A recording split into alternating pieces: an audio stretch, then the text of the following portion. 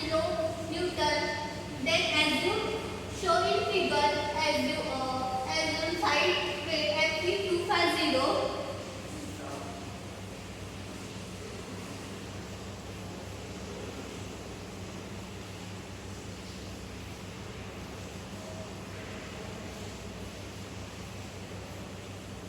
that is a load 115 kilonewton,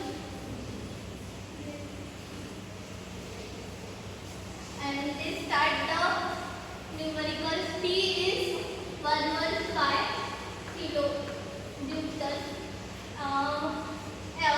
Fy is equal to Fe is 2 pi 0 we are considered.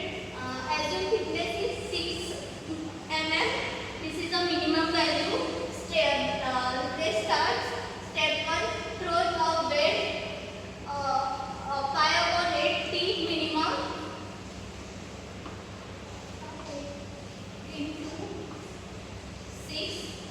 Then we are calculate that value 3.75 mm. Then we are step 2, strength of bed formula LW into T into Fy upon gamma m. 115 into 10 square is equal to LW into T 3.75 into 250 upon 1.5. Then calculate W LW.